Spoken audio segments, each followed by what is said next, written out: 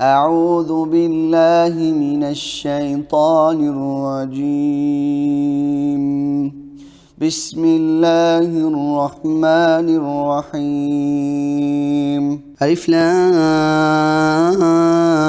ميم صاد. كتاب أنزل إليك فلا يكن في صدرك حرج منه لتنذر به وذكرى للمؤمنين. اتبعوا ما أنزل إليكم من ربكم ولا تتبعوا من دونه أولياء قليلا ما تذكرون. وكم من قرية أهلكناها فجاءها بأسنا بياتا أو هم قائلون. فما كان دعواهم إذ جاءهم بأسنا إلا أن قالوا إنا كنا ظالمين. فلنسألن الذين أرسل إليهم ولنسألن المرسلين فلنقصن عليهم بعلم وما كنا غائبين. والوزن يومئذ الحق فمن ثقلت موازينهم فأولئك هم المفلحون ومن خفت موازينه فأولئك الذين خسروا أنفسهم بما كانوا بآياتنا يظلمون. ولقد مكناكم في الأرض وجعلنا لكم فيها معايش قليلا ما تشكرون. ولقد خلقناكم ثم صورناكم ثم قلنا للملائكة اسجدوا لآدم فسجدوا إلا إبليس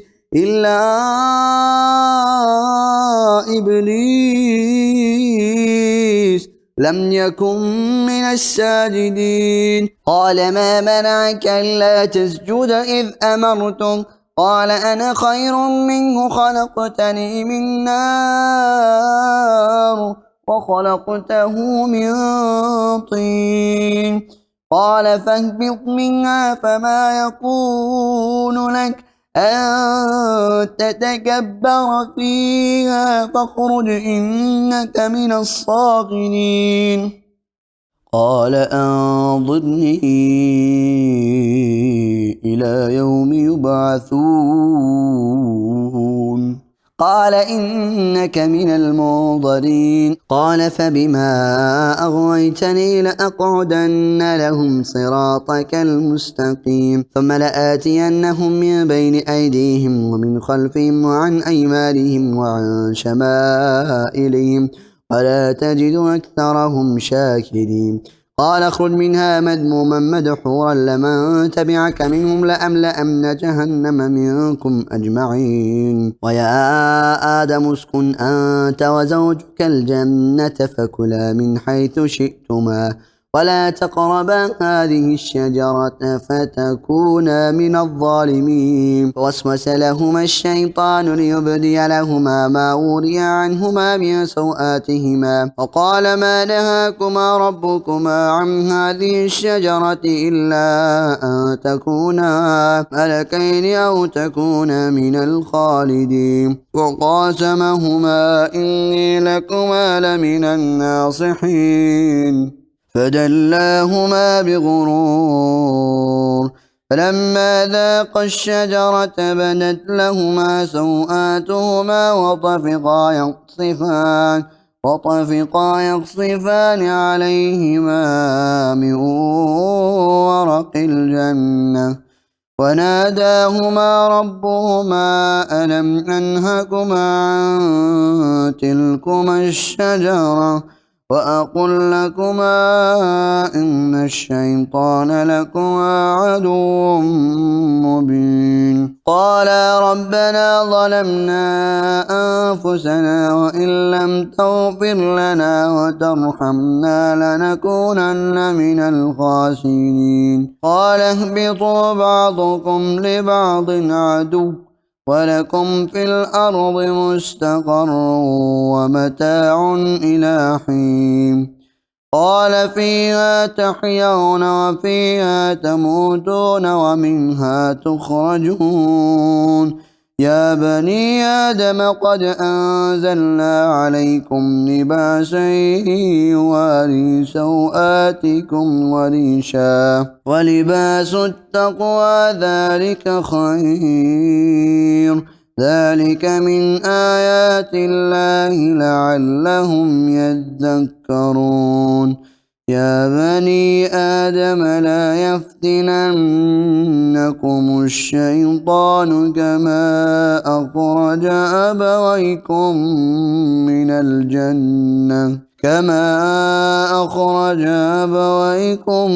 من الجنة ينزع عنهما لباسهما ليريهما سوآتهما إنه يراكم هو وقبيله من حيث لا ترونهم إنا جعلنا الشياطين أولياء للذين لا يؤمنون وإذا فعلوا فاحشة قالوا وجدنا عليها آباءنا والله أمرنا بها قل إن الله لا يأمر بالفحشاء أتقولون على الله ما لا تعلمون قل أمر ربي بالقسط وأقيموا وجوهكم عند كل مسجد وادعوه مخلصين له الدين كما بدأكم تعودون فريقا هدى وفريقا حق عليهم الضلالة إنهم اتخذوا الشياطين أولياء من دون الله ويحسبون أنهم مهتدون يا بني آدم خذوا زينتكم عند كل مسجد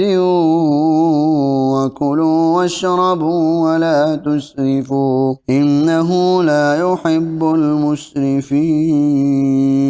قل من حرم زينة الله التي أخرج لعباده والطيبات من الرزق قل هي للذين آمنوا في الحياة الدنيا خالصة يوم القيامة كذلك نفصل الآيات لقوم يعلمون قل إنما حرم ربي الفواحش ما ظهر منها وما بطن والإثم والبغي بغير الحق وأن تشركوا بالله ما لم ينزل به سلطانا وأن تقولوا على الله ما لا تعلمون ولكل أمة أجل فإذا جاء أجلهم لا يستأخرون ساعة ولا يستقدمون يا بني آدم إما يأتينكم رسل منكم يقصون عليكم آياتي فمن اتقى وأصلح فلا خوف عليهم ولا هم يحزنون والذين كذبوا بآياتنا واستكبروا عنها أولئك أصحاب النار هم فيها خالدون فمن أظلم ممن افترى على الله كذبا أو كذب بآياته أولئك ينالهم نصيبهم من الكتاب حتى إذا جاءتهم رسلنا يتوفونهم قالوا أين ما كنتم تدعون من دون الله قالوا ضلوا عنا وشهدوا على أنفسهم أنهم كانوا كافرين قال ادخلوا في قد خلت من قبلكم من الجن والإنس في النار كلما دخلت أمة لعنت أختها حتى إذا اداركوا فيها جميعا قالت أخراهم لأولاهم ربنا هؤلاء أضلونا فآتيهم عذابا ضعفا في النار قال لكل ضعف ولكن لا تعلمون. وقالت أولاهم لأخراهم فما كان لكم علينا من فضل فذوقوا العذاب بما كنتم تكسبون. إن الذين كذبوا بآياتنا واستكبروا عنها لا تفتح لهم أبواب السماء ولا يدخلون الجنة حتى يلج الجمل في سم الخياط وكذلك نجزي المجرمين. لهم من جهنم مهاد ومن فوقهم غواش وكذلك نجزي الظالمين. والذين آمنوا وعملوا الصالحات لا نكلف نفسا إلا وسعها أولئك أصحاب الجنة هم فيها خالدون. ونزعنا ما في صدورهم من غل تجري من تحتها الأنهار وقالوا الحمد لله الذي هدانا لهذا وما كنا لنهتدي لولا أن هدانا الله لقد جاءت رسل ربنا بالحق ونودوا أن تلكم الجنة أورثتموها بما كنتم تعملون. ونادى أصحاب الجنة أصحاب النار أن قد وجدنا ما وعدنا ربنا حقا فهل وجدتم ما وعد ربكم حقا قالوا نعم فأذن مؤذن بينهم اللعنة الله على الظالمين الذين يصدون عن سبيل الله ويبغونها عوجا وهم بالآخرة كافرون. وبينهما حجاب وعلى الأعراف رجال يعرفون كلا بسيماهم ونادوا أصحاب الجنة يا سلام عليكم لم يدخلوها وهم يطمعون. وإذا صرفت أبصارهم تلقاء أصحاب النار قالوا ربنا لا تجعلنا مع القوم الظالمين. ونادى أصحاب الأعراف رجالا يعرفونهم بسيماهم قالوا ما أغنى عنكم جمعكم وما كنتم تستكبرون أهؤلاء الذين أقسمتم لا ينالهم الله برحمة ادخلوا الجنة لا خوف عليكم ولا أنتم تحزنون. ونادى أصحاب النار أصحاب الجنة أن أفيضوا علينا من الماء أو مما رزقكم الله قالوا إن الله حرمهما على الكافرين الذين اتخذوا دينهم لهوا ولعبا وغرتهم الحياة الدنيا فاليوم ننساهم كما نسوا لقاء يومهم هذا وما كانوا بآياتنا يجحدون. ولقد جئناهم بكتاب فصلناه على علم هدى ورحمة لقوم يؤمنون هل ينظرون إلا تأويله يوم يأتي تأويله يقول الذين نسوه من قبل قد جاءت رسل ربنا بالحق هل لنا من شفعاء فيشفعوا لنا أو نرد فنعمل غير الذي كنا نعمل قد خسروا أنفسهم وضل عنهم ما كانوا يفترون. إن ربكم الله الذي خلق السماوات والأرض في 6 أيام ثم استوى على العرش يغشي الليل النهار يطلبه حثيثا والشمس والقمر والنجوم مسخرات بأمره ألا له الخلق والأمر تبارك الله رب العالمين. ادعوا ربكم تضرعا وخفية إنه لا يحب المعتدين ولا تفسدوا في الأرض بعد إصلاحها وادعوه خوفا وطمعا إن رحمة الله قريب من المحسنين. وهو الذي يرسل الرياح بشرا بين يدي رحمته حتى إذا أقلت سحابا ثقالا سقناه ببلد ميت فأنزلنا به الماء فأخرجنا به من كل الثمرات كذلك نخرج الموتى لعلكم تذكرون والبلد الطيب يخرج نباته بإذن ربه والذي خبث لا يخرج إلا نكدا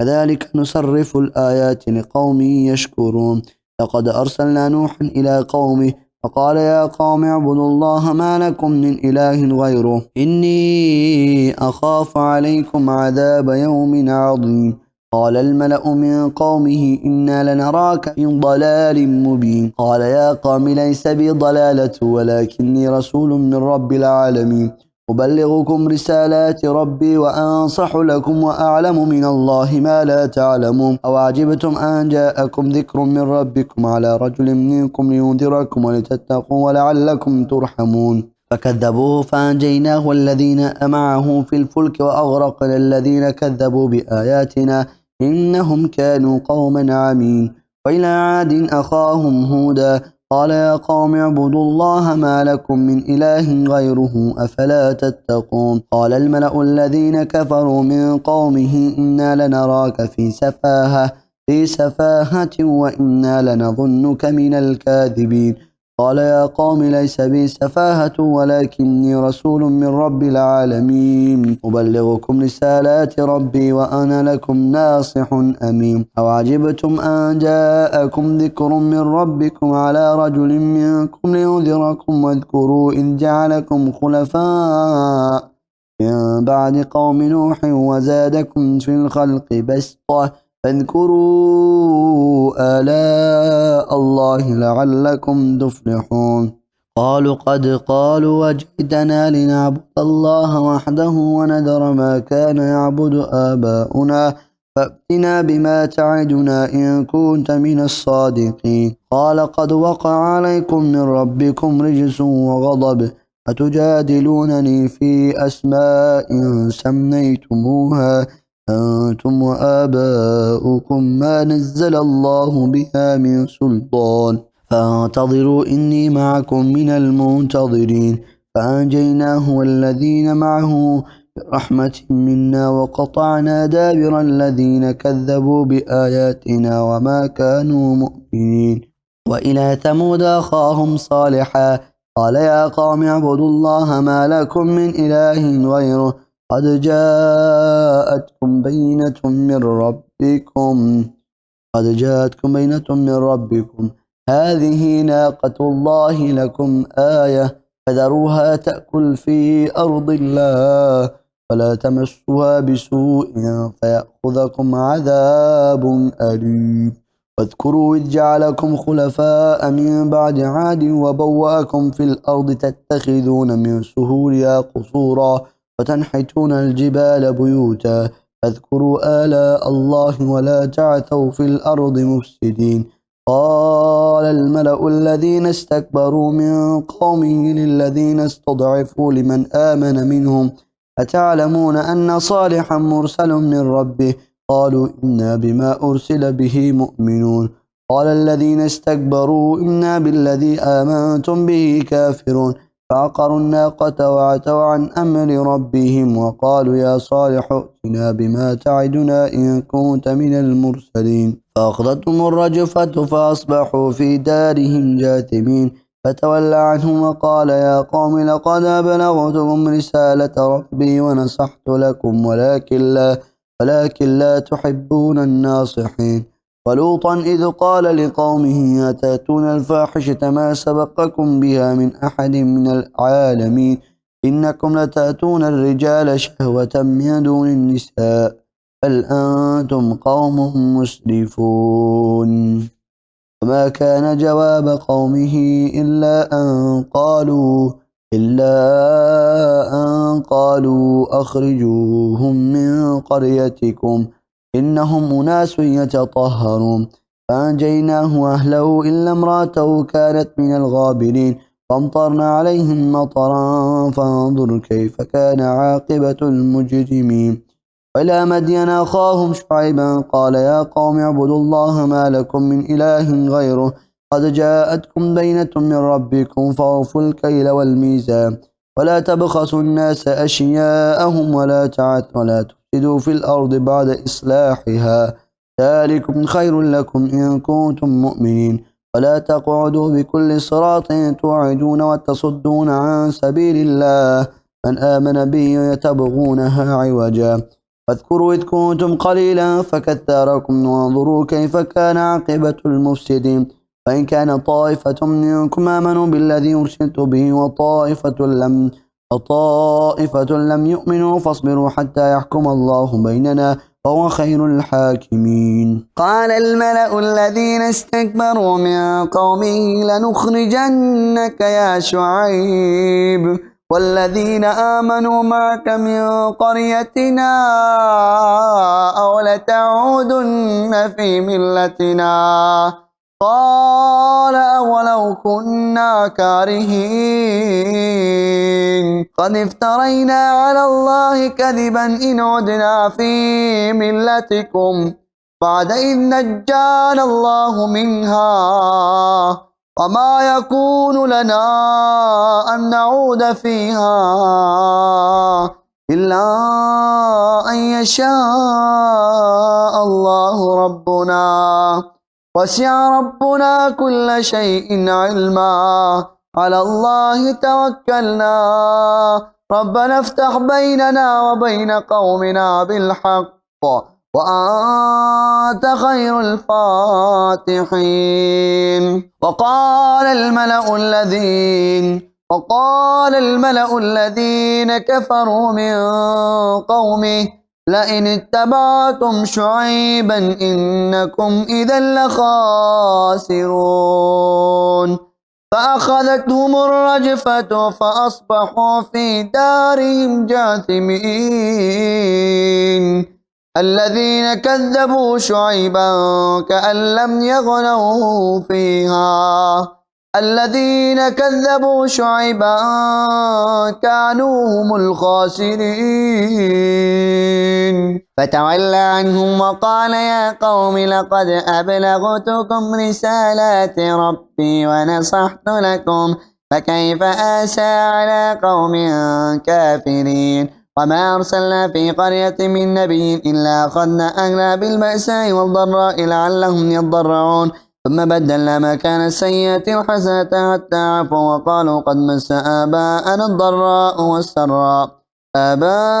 الضراء والسراء فأخذناهم بغتة وهم لا يشعرون ولو أن أهل القرى آمنوا واتقوا لفتحنا عليهم بركات من السماء والأرض ولكن كذبوا فأخذناهم بما كانوا يكسبون أفأمن أهل القرى أن يأتيهم بأسنا بياتا وهم نائمون وأمن أهل القرى أن يأتيهم بأسنا ضحى وهم يلعبون أفأمنوا مكر الله فلا يأمن مكر الله إلا القوم الخاسرون أولم يهد للذين يرثون الأرض من بعد أهلها أن لو نشاء أصبناهم بذنوبهم ونطبع على قلوبهم فهم لا يسمعون تلك القرى نقص عليك من أنبائها ولقد جاءتهم رسلهم بالبينات فما كانوا ليؤمنوا بما كذبوا من قبل كذلك يطبع الله على قلوب الكافرين وما وجدنا لأكثرهم من عهد وإن وجدنا أكثرهم لفاسقين ثم بعثنا من بعدهم موسى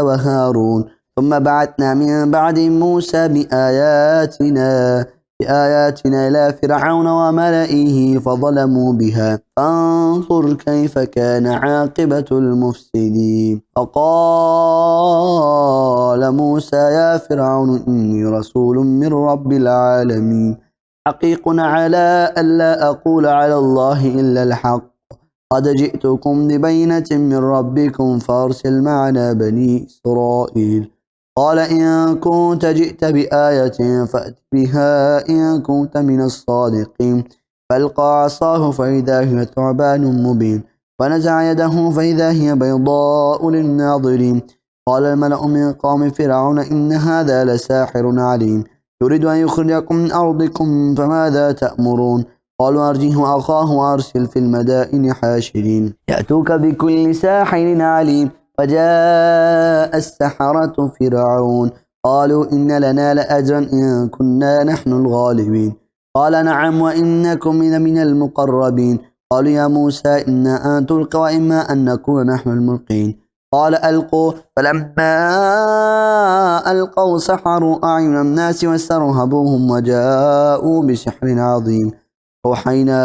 إلى موسى أن ألق عصاك فإذا هي تلقف ما يأفكون ووقع الحق وبطل ما كانوا يعملون فغلبوا هنالك وانقلبوا صاغرين وألقي السحرة ساجدين قالوا آمنا برب العالمين رب موسى وهارون قال فرعون أماتم به قبل أن آذن لكم إن هذا لمكر مكرتموه في المدينة تخرجوا منها أهلها فسوف تعلمون لأقطعن أيديكم وأرجلكم من خلاف ثم لأصلبنكم أجمعين قالوا إنا إلى ربنا منقلبون وما تنقم منا إلا أن آمنا بآيات ربنا لما جاءتنا ربنا أفرغ علينا صبرا وتوفنا مسلمين وقال الملأ من قوم فرعون تذر موسى وقومه ليفسدوا في الأرض ويذرك وآلهتك قال سنقتل أبناءهم ونستحيي نساءهم وإنا فوقهم قاهرون قال موسى لقوم استعينوا بالله واصبروا إن الأرض لله يورثها من يشاء من عباده والعاقبة للمتقين قالوا أوذينا من قبل أن تأتينا ومن بعد ما جئتنا قال عسى ربكم أن يهلك عدوكم ويستخلفكم في الأرض فينظر كيف تعملون لقد أخذنا آل فرعون بالسنين ونقص من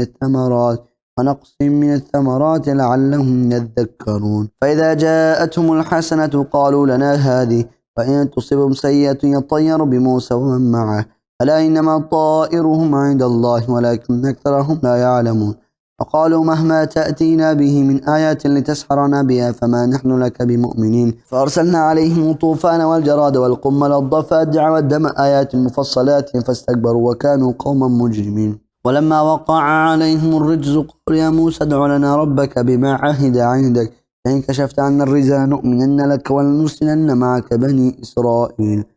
لما كشفنا عنهم الرجز إلى أجل هم بالغوه إذا هم ينكثون فانتقمنا منهم فأغرقناهم في اليم بأنهم كذبوا بآياتنا وكانوا عنها غافلين وورثنا القوم الذين كانوا يستضعفون مشارق الأرض مغاربا التي باركنا فيها وتمت كلمة ربك الحسنى على بني إسرائيل بما صبروا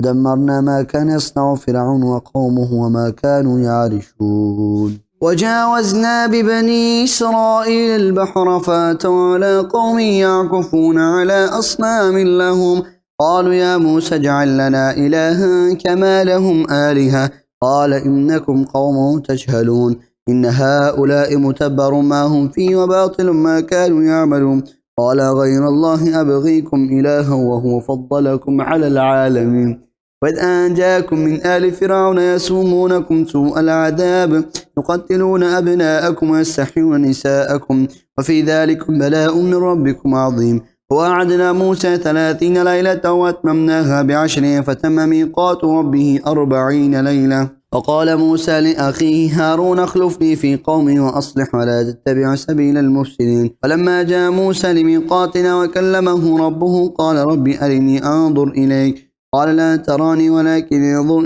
إلى الجبل فإن استقر مكانه فسوف تراني فلما تجلى ربه للجبل جعله دكا وخر موسى صعقا لما أفاق قال سبحانك تبت إليك وأنا أول المؤمنين قالوا يا موسى إني اصطفيتك على الناس برسالاتي وبكلامي فخذ ما آتيتك وكن من الشاكرين وكتبنا له في الألواح من كل شيء موعظة وتفصيلا لكل شيء فخذها بقوة وأمر قومك يأخذوا بأحسنها سأريكم دار الفاسقين سأصرف عن آياتي الذين يتكبرون في الأرض بغير الحق وإن يروا كل آية لا يؤمنوا بها وإن يروا سبيل الرشد لا يتخذوه سبيلا وإن يروا سبيل الغي يتخذوه سبيلا ذلك بأنهم كذبوا بآياتنا وكانوا عنها غافلين والذين كذبوا بآياتنا ولقاء الآخرة حبطت أعمالهم هل يجزون إلا ما كانوا يعملون واتخذ قوم موسى من بعده من حليهم عجلا جسدا له خوار ألم يروا أنه لا يكلمهم ولا يهديهم سبيلا اتخذوه وكانوا ظالمين ولما سقط في أيديهم ورأوا أنهم قد ضلوا قالوا لئن لم يرحمنا ربنا ويغفر لنا لنكونن من الخاسرين ولما رجع موسى إلى قومه غضبان أسفا قال بئس ما خلفتموني من بعدي أعجلتم أمر ربكم وألقى الألواح وأخذ برأس أخيه يجره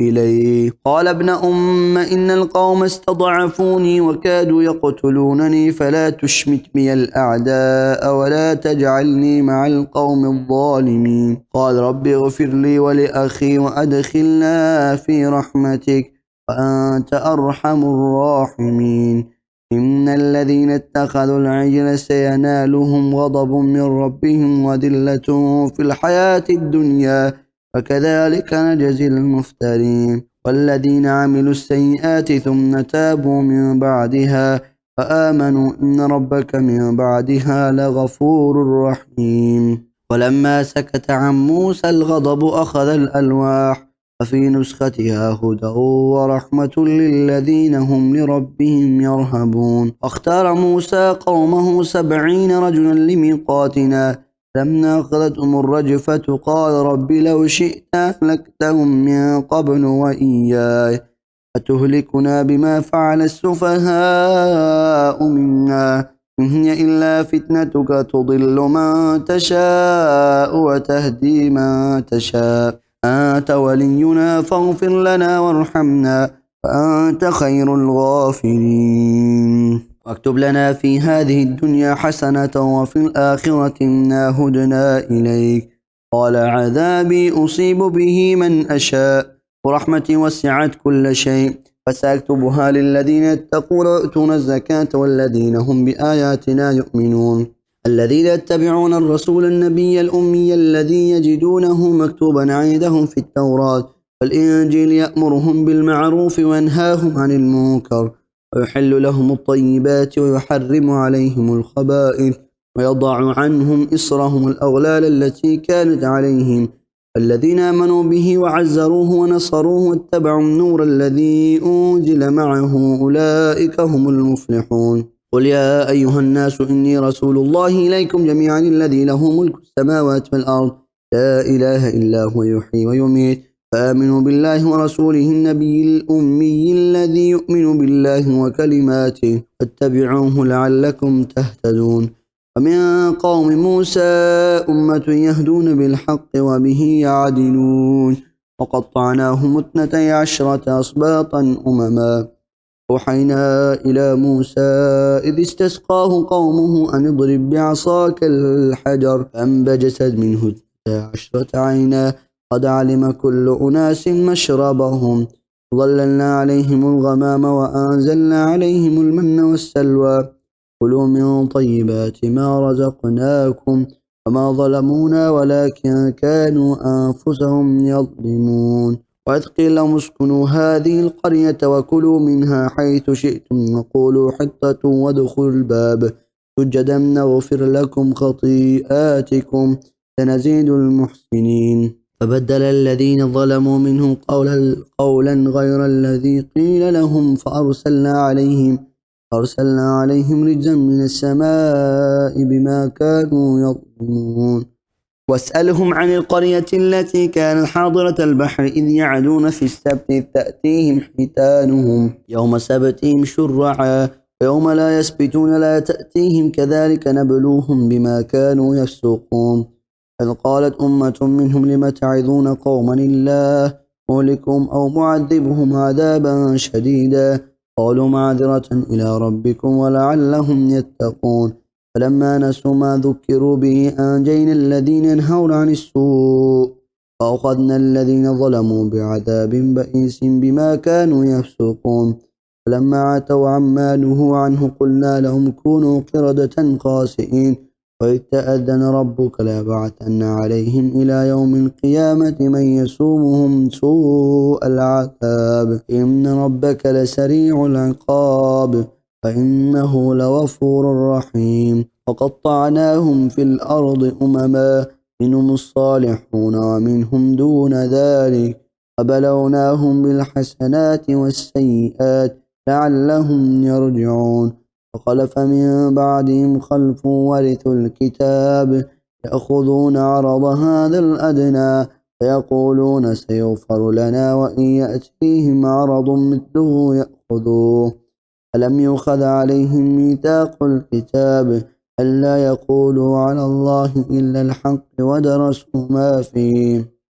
والدار الآخرة خير للذين يتقون أفلا تعقلون والذين يمسكون بالكتاب وأقاموا الصلاة إنا لا نضيع أجر المصلحين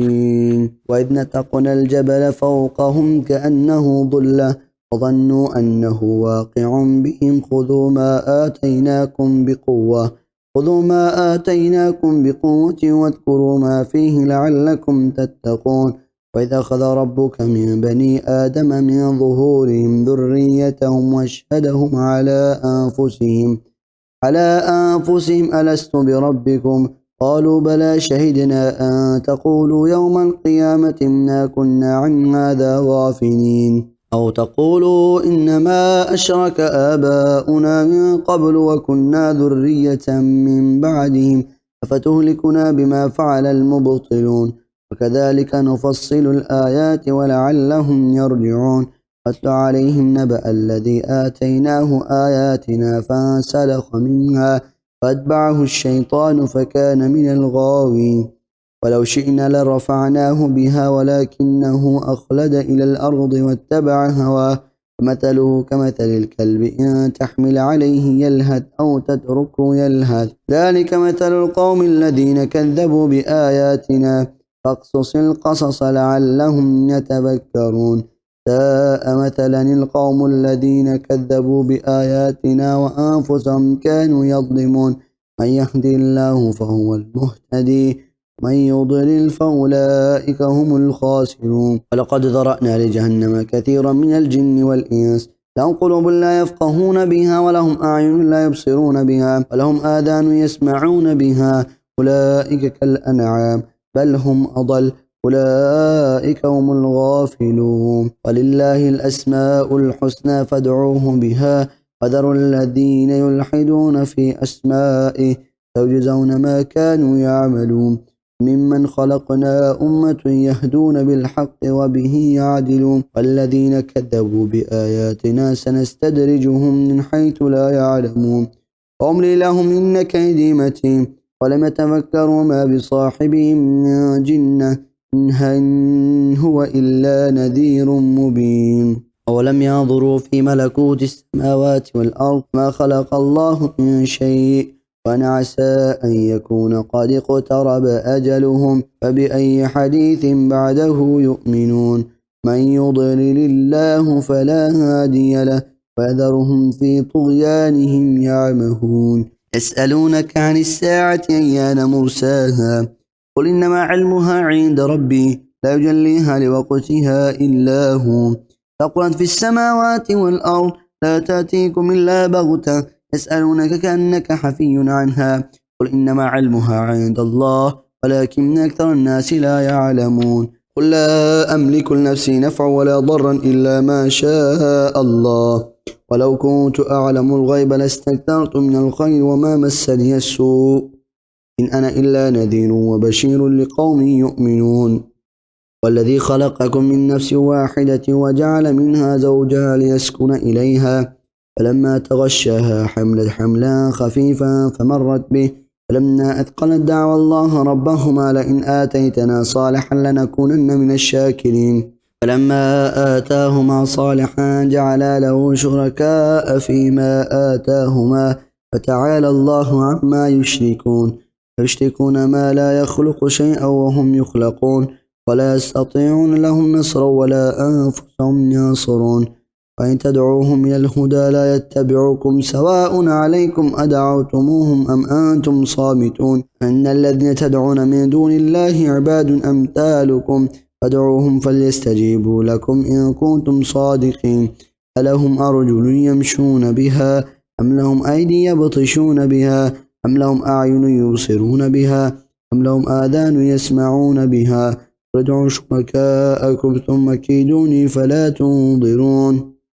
إن وليي الله الذي نزل الكتاب وهو يتولى الصالحين والذين تدعون من دونه لا يستطيعون نصركم ولا أنفسهم ينصرون وإن تدعوهم إلى الهدى لا يسمعوا وتراهم ينظرون إليك وهم لا يبصرون خذ العفو وأمر بالعرف وأعرض عن الجاهلين وإما ينزغنك من الشيطان نزغ فاستعذ بالله إنه سميع عليم إن الذين اتقوا إذا مسهم طائف من الشيطان تذكروا فإذا هم مبصرون وإخوانهم يمدونهم في الغي ثم لا يقصرون وإذا لم تأتهم بآية قالوا لولا اجتبيتها قل إنما أتبع ما يوحى إلي من ربي هذا بصائر من ربكم وهدى ورحمة لقوم يؤمنون وإذا قرئ القرآن فاستمعوا له وأنصتوا لعلكم ترحمون واذكر ربك في نفسك تضرعا وخيفا ودون الجهر من القول بالغدو والآصال ولا تكن من الغافلين إن الذين عند ربك لا يستكبرون عن عبادته ويسبحونه وله يسجدون